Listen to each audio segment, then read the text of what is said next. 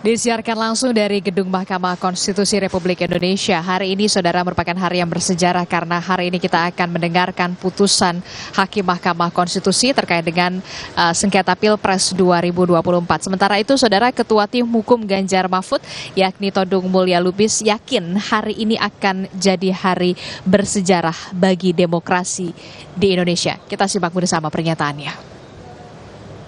Bersejarah buat Indonesia, buat demokrasi. Pak, melihat komposisi hakim MK sendiri hari ini, bagaimana Pak pembagian itu? Ginilah, saya cuma mau bilang kita optimis, ya, menunggu putusan bersejarah pada hari ini, ya. Tapi yang paling penting kita mau berdoa dulu, ya. Kita nunggu makanya karena kita berdoa, ya. Soalnya untuk Indonesia yang lebih baik, ya, kita harus ya bermunajat, ya. Memanjatkan doa pada Tuhan, semoga kita bisa menyelamatkan demokrasi Indonesia, ya. Karena demokrasi ini penting buat bangsa, buat anak cucu kita, karena tidak ada sistem yang lebih baik dari demokrasi. Walaupun demokrasi bukan segala-galanya, tapi ya demokrasi adalah jalan. Pihak yang berperkara untuk menyampaikan pokok-pokok permohonan, kemudian menghadirkan saksi, ahli, bukti. Semua sudah dilakukan dan pada tanggal 16 April yang lalu para pihak juga diberikan kesempatan untuk menyampaikan kesimpulan dari perkara ini, dan kesimpulan itu sudah disampaikan kepada Mahkamah Konstitusi, dan sejak tanggal 16 itu para hakim mengadakan rapat permusyawaratan hakim untuk mengambil keputusan, dan hari ini kita sama-sama hadir di Mahkamah Konstitusi untuk mendengarkan seperti apa putusan Mahkamah Konstitusi atas kedua perkara permohonan sengketa atau permohonan perselisihan hasil pemilihan umum Presiden dan Wakil Presiden 2024 ini.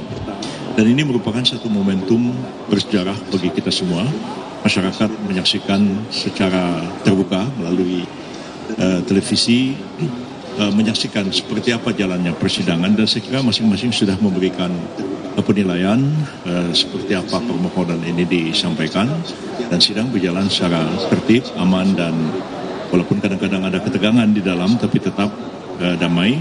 Walaupun di luaran banyak sekali pemberitaan-pemberitaan dan media sosial yang serang sana, serang sini, yang termasuk kami para advokat dan saya sebagai ketua tim juga diserang habis-habisan, ya dikata-katain, difitnah, segala macam begitu. Berita-beritanya bagus-bagus semua, alhamdulillah, tapi komentar-komentarnya seperti kita ketahui memang sulit untuk dikendalikan, sehingga serangan-serangan terhadap pribadi, keluarga, dan lain-lain itu agak luar biasa. Tapi kami menanggapi semua ini dengan tenang, karena kami beranggapan bahwa mungkin mereka tidak bisa lagi membantah secara argumentatif apa yang kami kemukakan di persidangan, lalu satu-satunya jalan ya adalah melakukan character assassination terhadap para advokat yang terlibat dalam menangani perkara ini, dan semacam satu pembusukan pribadi, ya. Sebenarnya itu tidak fair gitu, ya.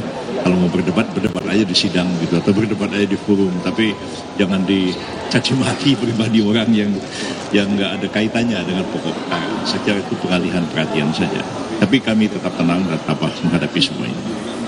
Kan dari ada beberapa sama mengatakan bahwa keputusan dari MK sebagai momen itu untuk memperbaiki nama MK, semakin mengaktifkan kegiatan MK. Kalau dari kubu 12 seperti apa tanggapan terkait dengan komentar tersebut? Memperbaiki nama itu tidak usah harus membenarkan yang salah dan menyalahkan yang benar. Ya, Mahkamah Konstitusi itu tetap saja harus mengambil keputusan sesuai dengan fakta-fakta persidangan dan hukum yang berlaku. Ya, jangan terus ada yang dikorbankan. Saya pernah mengalami dulu pada waktu Hendarman Supanji jadi Jaksa Agung, tiba-tiba saya sama Profesor Romli Atmasusmita dijadikan tersangka. Nah, Profesor Natabaya waktu itu dimintai keterangan, dia bertanya, ada apa ini? Ini Pak, ini Kejaksaan Agung sedang terpuruk, ya, karena kasus itu kasus ini.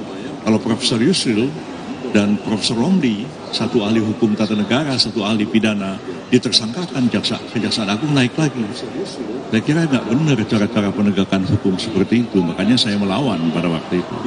Jadi jangan karena Mahkamah Konstitusi menghadapi masalah, mungkin citranya quote and quote agak menurun gara-gara putusan 90 yang meloloskan Pak Gibran, Lantas supaya memulihkan Mahkamah Konstitusi, pokoknya ini pihak harus dimenangkan. Saya kira tidak seperti itu. Mahkamah tetap harus bekerja di relnya sesuai dengan konstitusi dan peraturan perundang-undangan yang berlaku. Jangan karena ingin menaikkan citra mahkamah lantas dikabulkan permohonan yang tidak benar. Saya kira tetap aja pada rel yang sesungguhnya. Dari fakta persidangan lebih banyak yang menerima atau menolak gugatan itu? Kami berkeyakinan berdasarkan fakta-fakta persidangan yang terungkap, ya, baik permohonan yang disampaikan, jawaban dan tanggapan dari termohon, pihak terkait, Bawaslu, dan kemudian dari saksi-saksi yang dihadirkan, ahli yang dihadirkan, pihak yang dimintai keterangan seperti Bawaslu dan para menteri yang dihadirkan, sama sekali tidak memberikan arah kemenangan atau arah untuk dikabulkan kepada para pemohon. Ya. Jadi sebenarnya kita itu kan tidak mengenal pembuktian terbalik. Ya. Siapa yang menuduh, dia yang harus buktikan. Jangan seperti Pak Jokowi dituduh ijazahnya palsu, terus Pak Jokowinya dibantah pengadilan, ini loh ijazah saya asli. Kan tidak seperti itu. Kalau Anda menuduh palsu, Anda yang harus buktikan ijazahnya itu palsu, bukan Pak Jokowi yang harus membuktikan ijazahnya tidak palsu. Jadi, kalau para pemohon itu mengatakan dalam positanya bahwa pemilu presiden 2024 itu penuh kecurangan, penuh manipulasi, penuh penipuan, penuh kejahatan, ya Anda buktikan di persidangan. Kami tunggu, mana buktinya? Kami paling-paling menyanggah bukti itu. Jadi indirect kita menggunakan semacam pembuktian terbalik juga. Tapi mereka yang harus membuktikan. Nah, misalnya mereka mengatakan bahwa Sirekap adalah alat kejahatan pemilu. Sirekap itu manipulasi perolehan suara. Silakan mereka buktikan, ya. Mereka hadirkan satu saksi, satu ahli. Dan kita dengarkan apakah saksi dan ahli ini bisa membuktikan bahwa Sirekap itu adalah alat manipulasi perolehan suara dalam Pilpres. Ternyata dalam persidangan terungkap bahwa Sirekap tidak digunakan sebagai dasar perhitungan. Yang digunakan dasar perhitungan adalah secara manual dan berjenjang. Manual berjenjang terus dimasukkan ke Sirekap. Hitung-hitung masukin Sirekap. Jadi Sirekap itu mengikuti hasil perhitungan manual. Nah, kalau memang sudah seperti itu, gimana ada mengatakan ini kejahatan, hasil alat untuk melakukan kejahatan? Nah, kami menghadirkan juga ahli, saksi yang menerangkan. Mereka juga menghadirkan saksi dan ahli yang menerangkan Sirekap itu digunakan sebagai alat kejahatan, tidak terbukti. Mereka mengatakan PJ-PJ, pejabat-pejabat kepala daerah itu digunakan untuk dimanfaatkan supaya memenangkan Prabowo Gibran. Lalu kita ungkapkan, silakan mereka buktikan di persidangan, tapi tidak ada yang bisa membuktikan. Ya, hanya narasi-narasi. Narasi itu bukan bukti. Narasi omongan aja, tapi harus dibuktikan omongan itu. Ketika kita tanya sebaliknya, di Aceh sebagai satu contoh, Aceh adalah provinsi yang paling banyak penjabat kepala daerah. Dari 24 pejabat di Aceh, 23 adalah penjabat PRT, penjabat kepala daerah. Tapi di sana Prabowo kalah telak, Anies malah menang mutlak di Aceh. Bagaimana Anies bisa menjelaskan fenomena ini? Sebaliknya di Bengkulu kita tahu, di antara 11 kepala daerah, itu 8 atau 9 itu pejabat yang sebenarnya hanya 2 atau 3 yang PJ, tapi di sana Prabowo malah menang mutlak. Jadi banyak hal di persidangan ini mereka tidak bisa buktikan, dan karena tidak bisa buktikan, ya hakim bagaimana harus mengabulkan permohonan itu. Jadi jangan karena untuk menaikkan citra lantas yang nggak benar dibenarkan, ya kemudian yang benar disalahkan. Tetaplah mahkamah harus secara fair mengadili kasus ini dan harus tegar dengan keputusannya. Dan ini kan dunia memperhatikan. Anda bisa bayangkan ya, kepala negara, presiden, perdana menteri dari seluruh dunia sudah mengucapkan selamat kepada Pak Prabowo.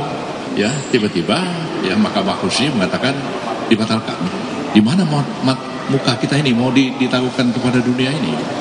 Memang kepala negara Amerika Serikat, Iran, Saudi Arabia, Jordan, dan lain-lain, Eropa juga, ASEAN juga, itu mengucapkan selamat itu sembarangan aja.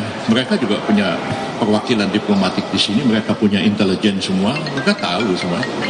Dan mereka akan dipermalukan kalau mengucapkan selamat kepada Pak Prabowo Gibran, tiba-tiba hasilnya Mahkamah Konstitusi menganulir kemenangan itu. Saya kira kita harus pandai-pandai juga menempatkan diri kita di tengah-tengah percaturan dunia ini agar kita tidak mempermalukan negara lain dan kita juga tidak mempermalukan diri kita sendiri. Terima kasih. Okay. Pak Prabowo dan Mas Gibran hadir.